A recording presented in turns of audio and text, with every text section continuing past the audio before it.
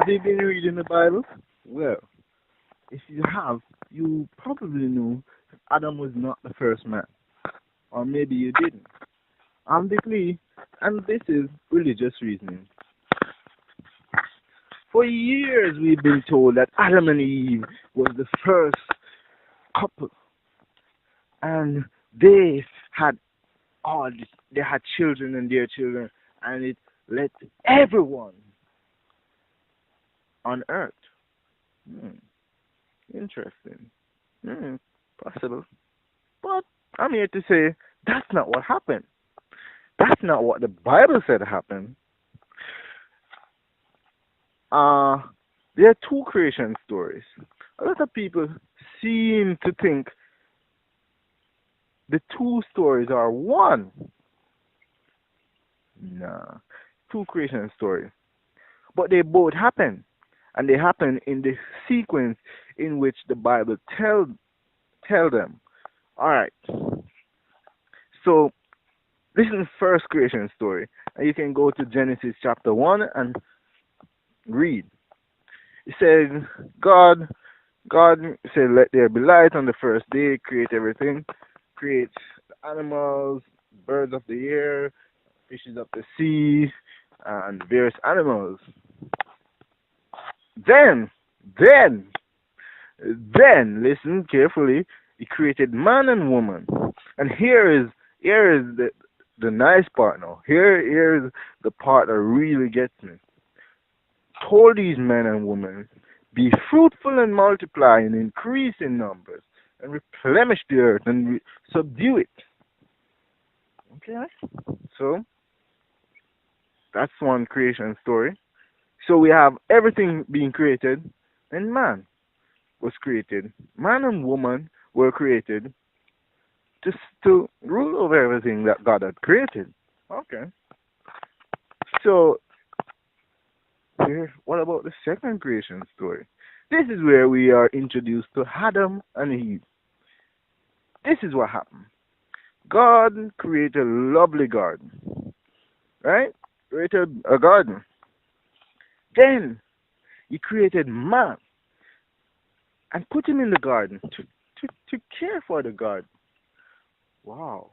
He put man in the garden to care for the garden. Okay. This doesn't sound consistent with the first story. Because in the first story, even if there was a garden, in the first story, he created animals and all those things before he created man. Okay, but maybe they just left us out. So let's continue. No, they didn't. The next verse we learn that God formed. You see, that's the thing. We need to understand the difference between create, and make. Create is to call to existence something that never existed before by means of supernatural power. So, let there be light. Light never existed anywhere. It never existed anywhere. And God called it into existence. God said, let it be, and it was. Right? That's create. However, he made man. He made man because it says, God formed man from the dirt and blowed into his nostril the breath of life. He formed man from something that already existed.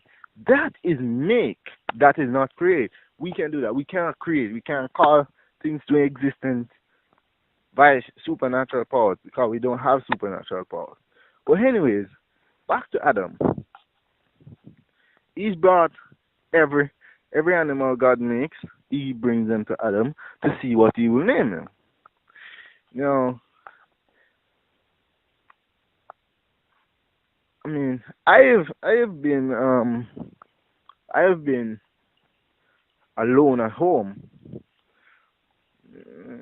and usually it takes a few days for the lonesomeness to start getting to me. And that's probably because I know that other people exist, but let's see.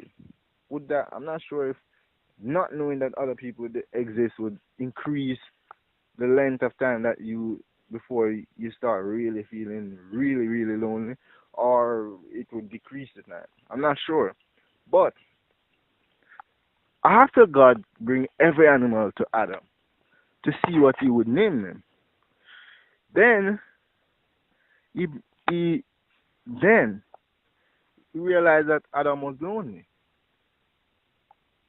No, here's another thing. In the first creation story, man and woman were made at the same time, the same exact time.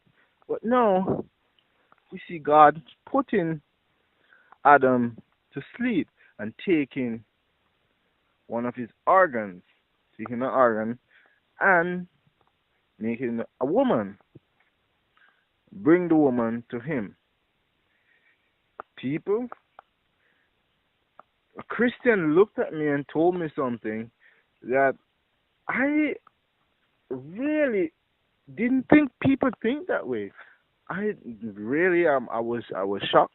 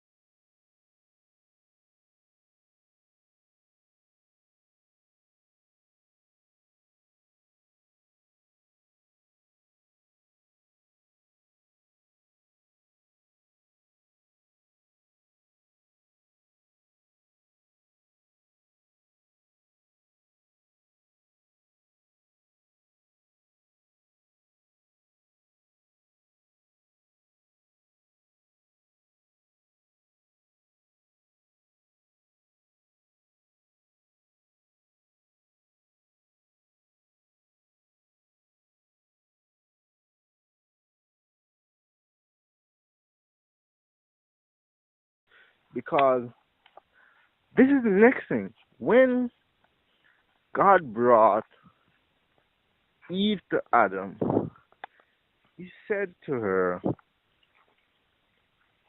he said, Adam said, this is flesh of my flesh and bone of my bone. A Christian recently told me, Jehovah's Witness actually, recently told me that flesh of your flesh and bone of your bone is your spouse.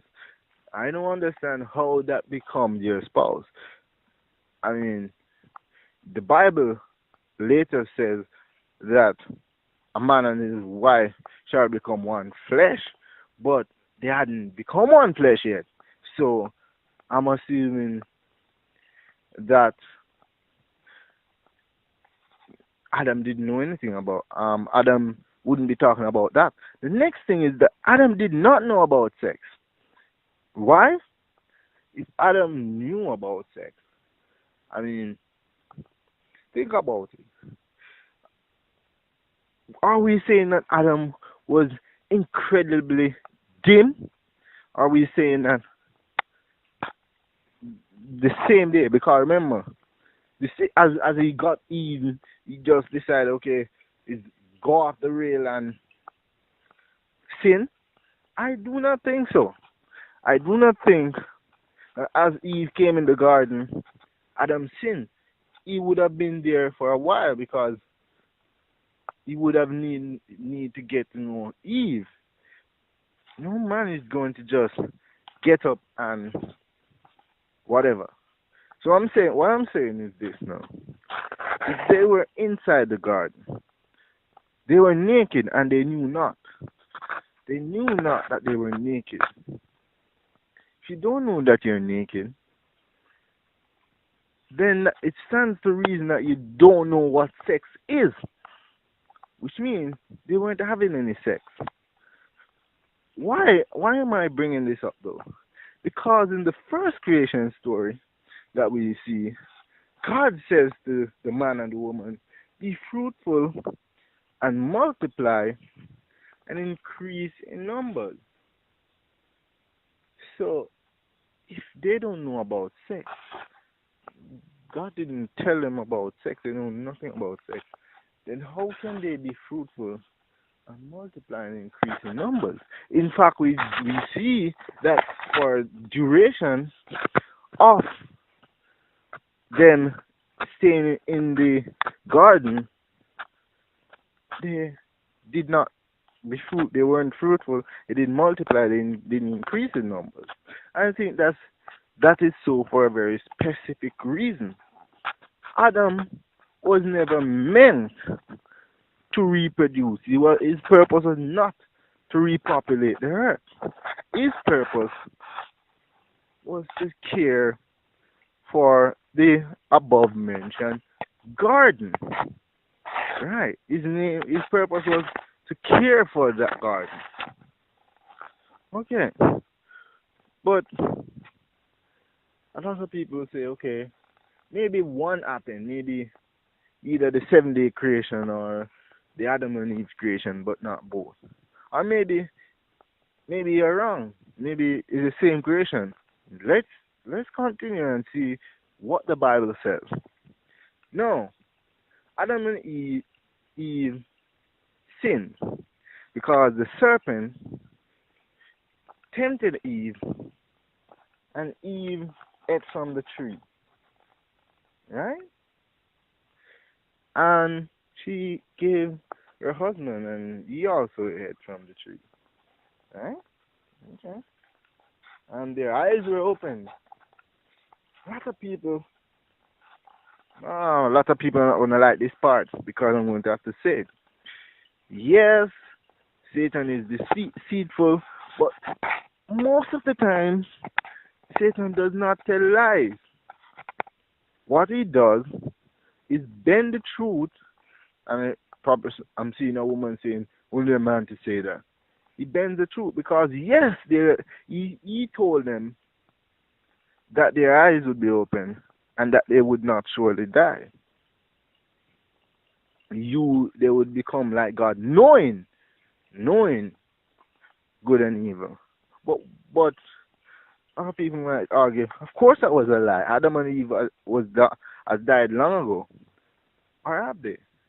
We are all related to Adam and Eve. And so, some small part of them lies in each and every one of us. So, really, they're still alive. Right? And they did become like God, knowing good and evil. So, here's the lie. He twisted the truth for his own gains. Now, look here now. Look at this now. Now God came to Adam and Eve. So what have you done, whatever the case may be? Gave them clothes and chased them out of the garden, telling them that through childbirth, the woman shall bear children. To pain, the woman shall bear children, and the man shall work, and whatever the case may be. Now, This is where we see them start having children. So no, it begs it begs to reason that the fruit that God didn't want them to eat was for them to have sex. I don't know what kind of sex. I probably think oral sex, but some kind of sex because we see after they leave the garden, he gives birth to Cain. Then Adam knew his wife, and she gave birth to Abel. I don't have any of Cain's DNA, but I am very convinced that Cain was not Adam's son. Cain was Jacket. Anyways, that's neither here or there. So we know that in those days, men, when Moses was writing, men were considered superior to women. So they wouldn't have mentioned the daughters that Adam had with when Cain and Abel were born. So whatever the case may be. But here is what happened. Cain kills Abel. Cain kills Abel. And then the voice of Abel called out to God from the ground. That's the first murder. Eh? Caused by jealousy. Okay. So now we have Cain killing Abel. We have probably two sisters, one born with the son, and we have Adam and we have Eve. Right? Now here's where things get strange. When God chased Cain away, he said that anyone who saw him would kill him. Anyone who saw him would kill him. Anyone who saw him would kill him. Okay, let's try and process that for a second. Are you saying that mother and father, the first two people on earth, listen at this. Mother and father, the first two persons on earth, maybe two daughters. So let's say four other persons on earth with Cain. His sisters, right? His mother, his father, right? And him. We're saying that Cain is saying that any one of those his four siblings, the four persons on earth, his mother, his father, and his two sisters, would kill him for killing Cain, right? And do me humanity, because that's what a Christian must be saying, because that's what they are saying. If they are saying that that Adam and Eve were the only two people, it doesn't make sense. A parent is not going to kill their last child because Cain would have been the last male child, so he would have been needed to mate with his sisters to reproduce and replenish the earth. Why would they kill Cain? Yes, they would be angry at Cain. Maybe they would want to kill Cain, but realistically, they would not have killed Cain. But Cain says, whoever finds me will kill me. So it stands to reason that he wasn't talking about his parents or his siblings. Okay? So let's go on a step further. When Cain left, he went to the land of Nod, and he found a whole city of people, got wives, and there were people there talking to him and all these kind of things. He went and found a settlement. Where did they come from? Who are these people? Right? This, my friend, shows us that Adam and Eve were not the first two people. In fact, although we all may, there's a maybe 99% chance that we all are related to Adam and Eve in some way because Cain would have mated with those people and then his children would have mated with the children of those people and so on and so forth. So yes, we might all now be related to Adam and Eve, but Adam and Eve were not the first two persons. And people need to stop saying that, stop preaching that because that's not what the Bible says. I know I've burst a lot of people's bubble, but it had to be done. People have to know the truth, and in lies the truth. So that's it for today. I'm Dick Lee, and this was Religious Reasoning. Like the video if you like it, dislike it if you dislike it, and don't forget to subscribe. Thank you.